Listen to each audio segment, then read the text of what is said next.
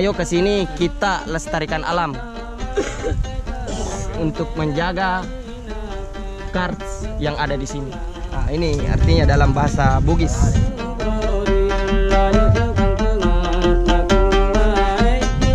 Khawatir nggak Pak? Suatu saat?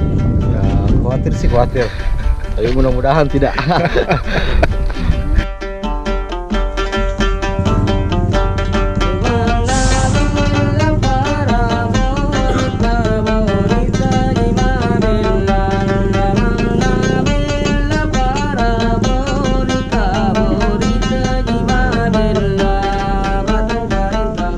Iringan musik dari ramang-ramang ini mungkin tak sesuai lagi. Sebab kini kami sudah memasuki Tanah Toraja. Meski masih di Provinsi Sulawesi Selatan yang sama.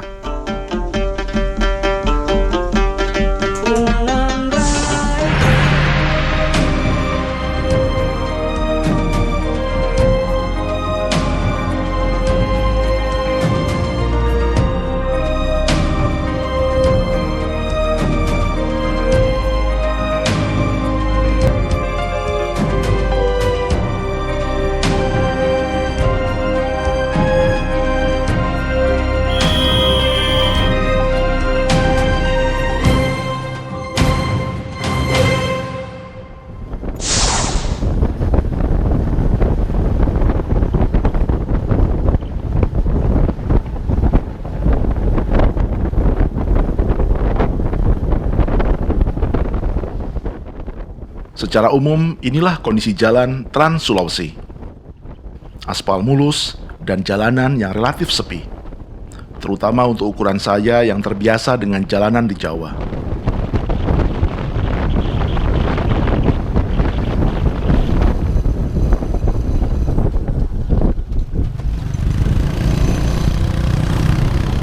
Tapi jalan alternatif di pedalaman menjanjikan lebih banyak gambaran tentang Tanah Toraja. Berbeda dengan yang biasa kami lihat di Taman Mini Indonesia Indah, rumah-rumah adat atau yang disebut tongkonan ini dan lumbung-lumbung padi atau alang benar-benar hidup dan dihuni di sini. Jajaran lumbung padi atau alang di halaman depan tongkonan mengingatkan saya pada lumbung-lumbung padi di Baduy di Banten dan Kasepuan Cipta Gelar di Tanah Sunda yang disebut Leuit.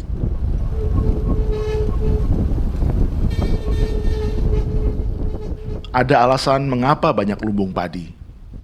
Karena tak lama kemudian, kami melihat hamparan sawah yang menegaskan identitas orang Toraja sebagai petani.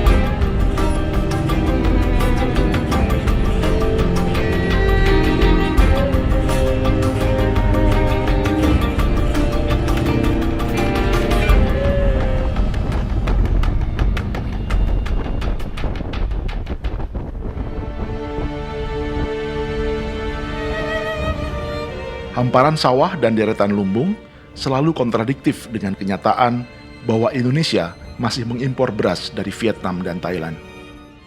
Tentu saja ini tak ada hubungannya dengan jumlah penduduk yang besar yang harus diberi makan. Impor terjadi karena 265 juta penduduk itu hanya dikenalkan pada satu jenis pangan, yaitu beras, yang dominasinya mencapai 85% dari konsumsi karbohidrat kita.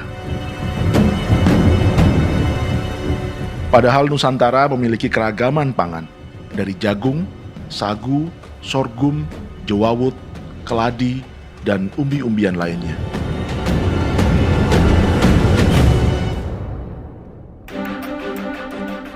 Namun politik pangan yang dilakukan Orde Baru hingga kini membuat kita tergantung pada beras, sehingga konsumsi per kapita beras kita paling tinggi di Asia, atau di antara negara-negara pemakan beras.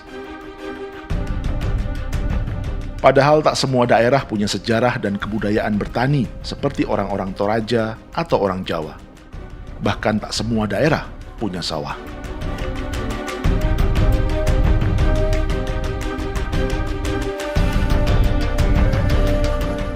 Dari semula hanya melihat tongkonan, kini kami sudah melihat dari dalam tongkonan. Dan di depan bangunan tongkonan selalu ada alang, alias lumbung padi. Keberadaan tanduk kerbau di depan tongkonan ini menegaskan sekali lagi peradaban agraris orang-orang Toraja. Sebagian kerbau digunakan membajak sawah, sebagian lain dikorbankan dalam upacara kematian sebagai simbol kendaraan yang akan menemani mereka yang mati.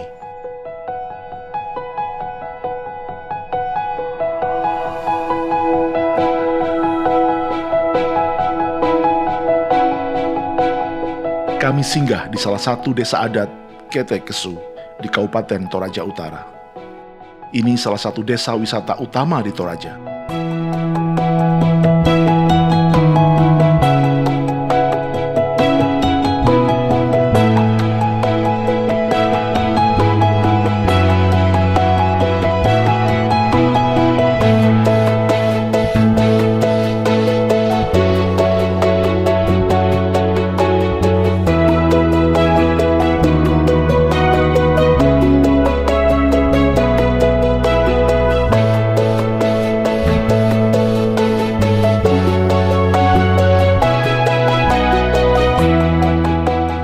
Sebagian besar bangunan telah menjadi bagian dari atraksi wisata. Namun kehidupan lain masih berjalan.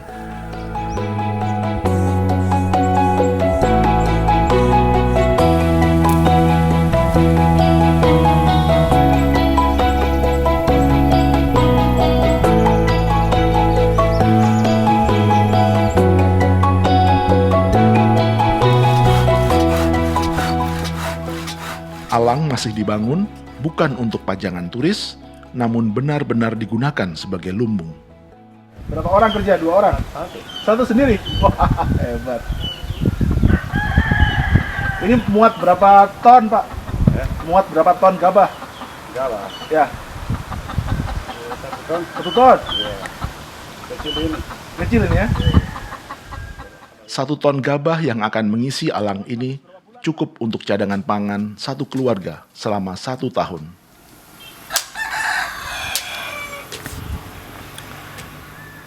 Aset lain selain wisata adalah ternak seperti kerbau yang digunakan untuk upacara kematian atau rambu solo. Harga seekor kerbau seperti ini bisa mencapai ratusan juta, bahkan 1 miliar rupiah jika ia albino atau kerbau putih.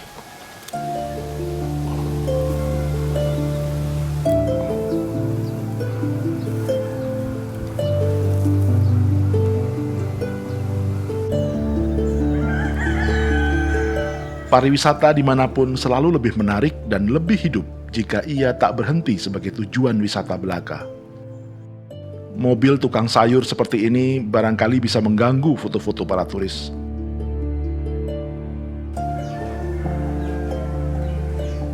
Atau aktivitas seperti ini.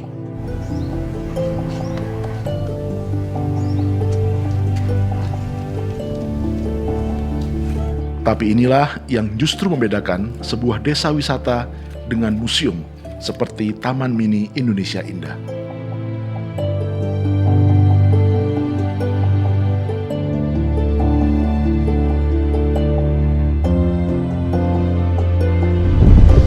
Jadi turis ya?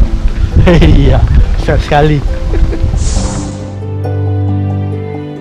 Kami belajar dari desa Tenganan Pegeringsingan di Bali, yang menganggap kunjungan 48.000 wisatawan setiap tahun hanyalah bonus, fundamental ekonomi mereka tetap dari pertanian dan perkebunan yang menghasilkan aneka makanan yang menjadi bahan persembahan dalam upacara-upacara adat seperti ini. Tradisi atau kebudayaan yang masih dipraktikkan inilah yang justru mendatangkan turis.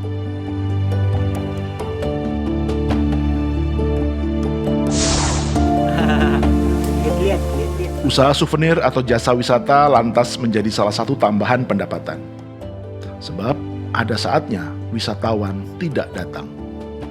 Seperti saat wabah penyakit atau pandemi, bencana alam, krisis ekonomi, hingga gangguan keamanan seperti terorisme, konflik sosial, atau ketegangan politik.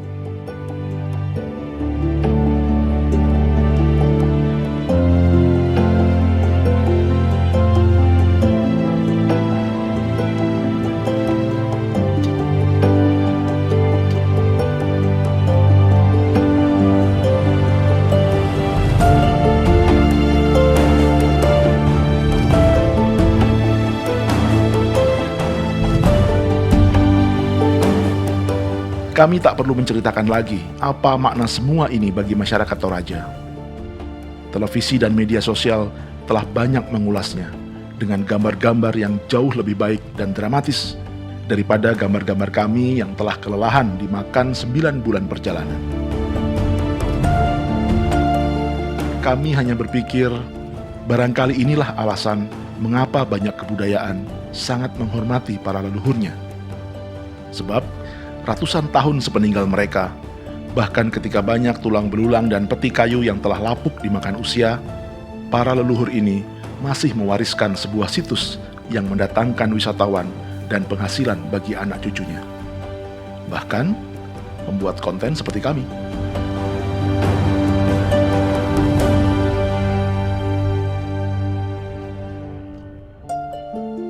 Maka persembahan simbolis seperti ini, bagi saya, justru sangat masuk akal sebagai penghormatan atau rasa terima kasih. Saya sendiri tak yakin apakah tengkorak dan tulang belulang saya kelak bisa mendatangkan manfaat kultural dan ekonomi sebesar ini bagi mereka yang masih hidup. Bagi penjual souvenir, para pengrajinnya, atau bagi para pemandu wisata.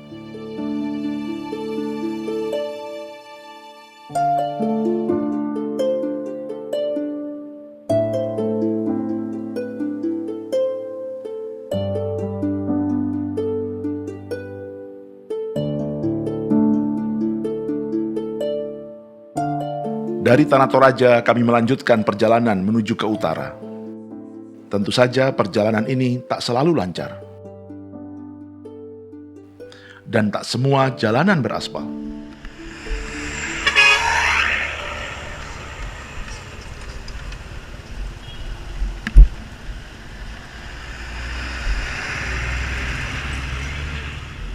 Karena itu, ketika menemukan tempat-tempat seperti ini di perjalanan, kami tak berpikir panjang.